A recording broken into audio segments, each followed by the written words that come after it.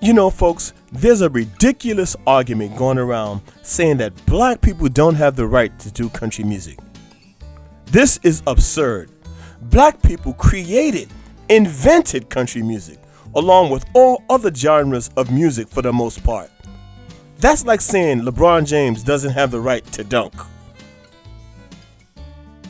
Or Muhammad Ali didn't have the right to throw a jab.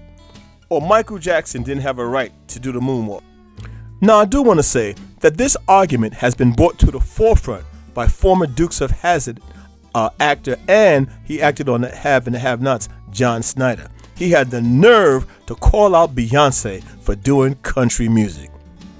Well, John, listen and you might learn something. So sit back and relax as we give you a history on country music. In reality, just like most popular music genres, country music in the U.S. began with the black people. More specifically, the story of country begins with the banjo.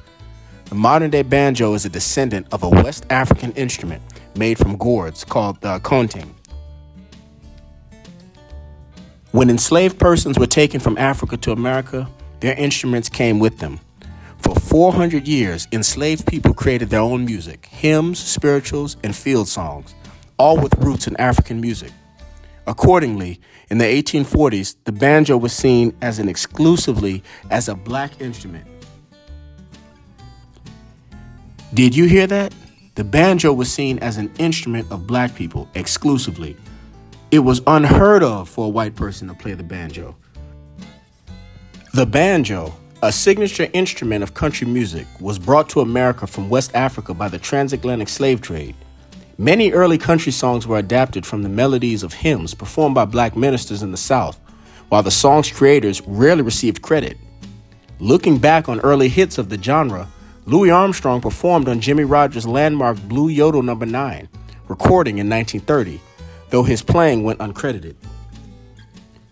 Around that same time, Rufus T. Tot Payne mentored a young Hank Williams, teaching him guitar and exposing him to genres he would later incorporate into his own sound.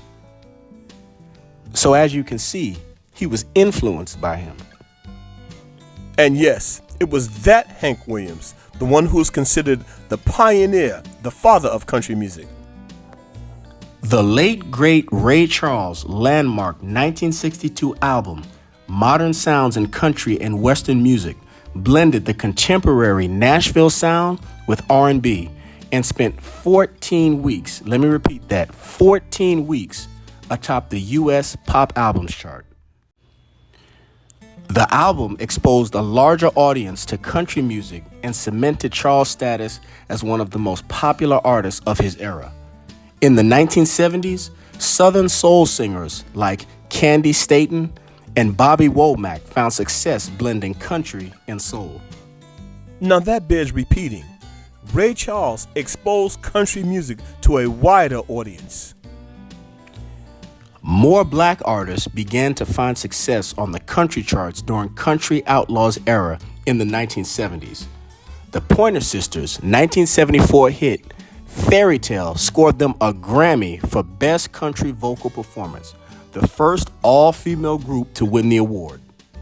Linda Martell's lone album, Color Me Country, landed her appearances on Hee Haw and the Grand Ole Opry as the first black woman to perform there. Charlie Pride had 50 songs break the top 10 of Billboard's country charts between 1966 and 1987, while Cleve Francis, who began his career as a cardiologist before making records in the late 80s, scored several hits of his own. And people got a problem with Beyonce doing country now? Man, miss me with that. In the 1850s, minstrel shows became very popular. These shows were a terrible form of racist entertainment in which white people would dress in blackface to mock black people and black culture, performing the music and dance of enslaved people with instruments such as the banjo. The shows were mocking black people, portraying so-called African Americans as lazy, stupid, and foolish. How in the world can you call people lazy when you traveled across the Atlantic Ocean to go to Africa to get slaves to do work that you weren't willing to do?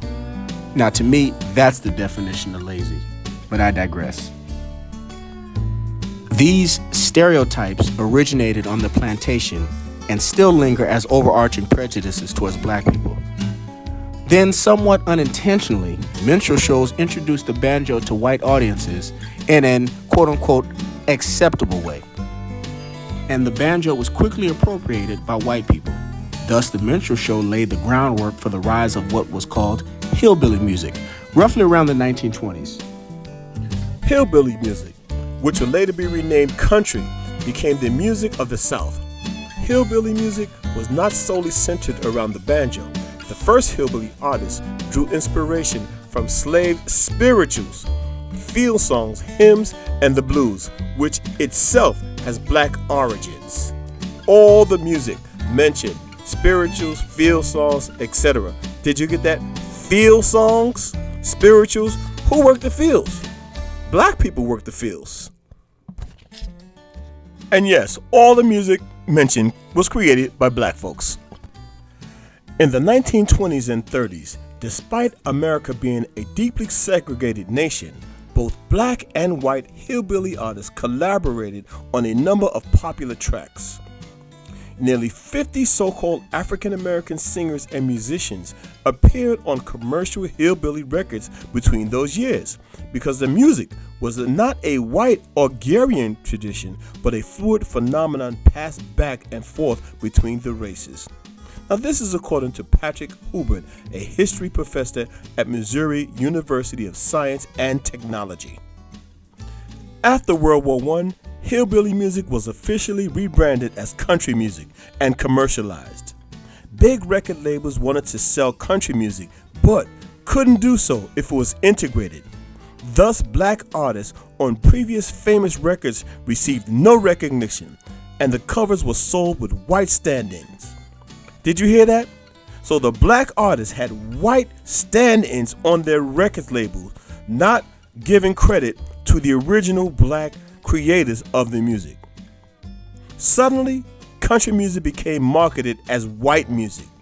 White audiences then adopted country music as their own, and as they moved north, white Southerners brought country music with them, further spreading the notion that country music was white music. Meanwhile, black artists, musicians, and their contributions were effectively erased in the white mainstream from their own genre.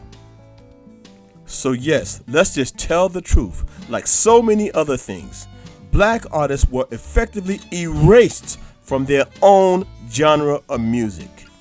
Make no mistake about it. Music is shaped by those who market it, make it, and consume it. For decades, since country music has been dominated by white artists, marketed by a white industry, performed to white audiences, the black artists that have been the foundation in making country music what it is today cannot be forgotten. Just to name a few, DeFord Bailey was one of the first black musicians to gain recognition and was the first to play the Grand Ole Opry, a big deal for country music musicians.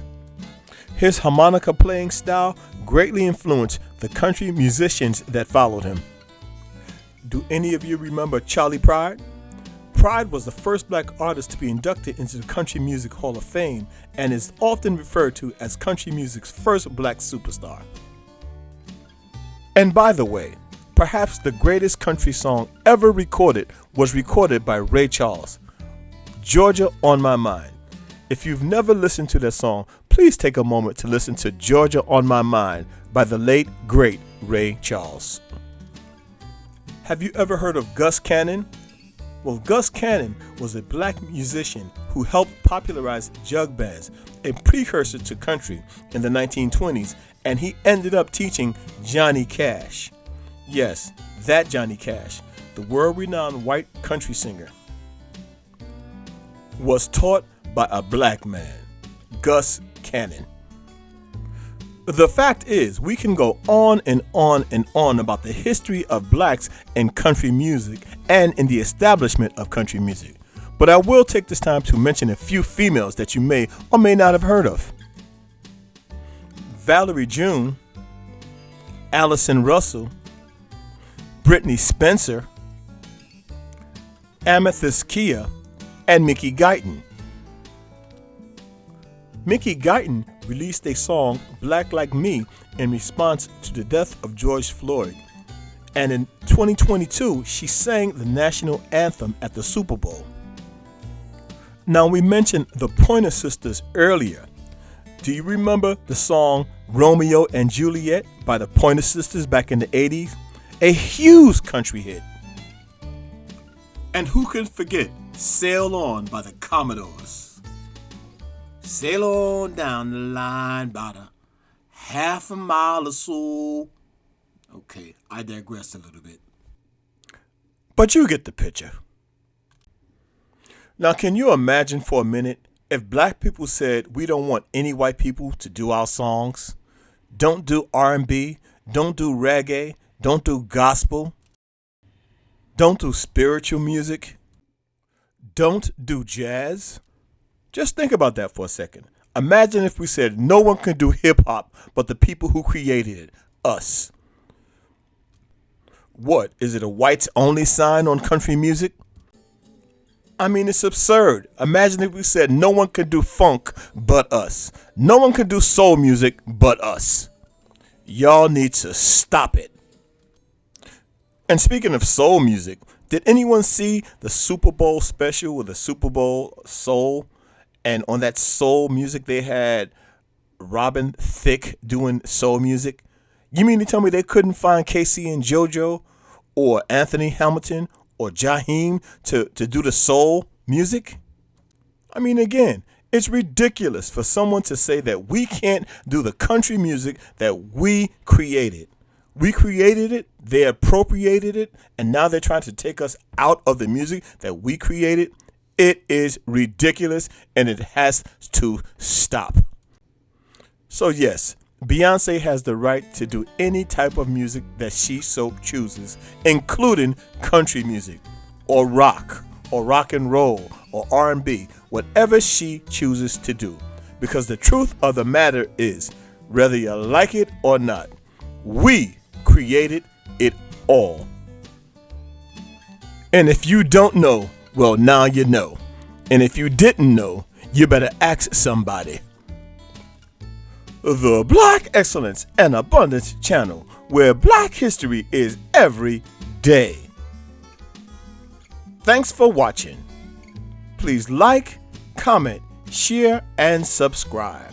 And remember, thou art rich.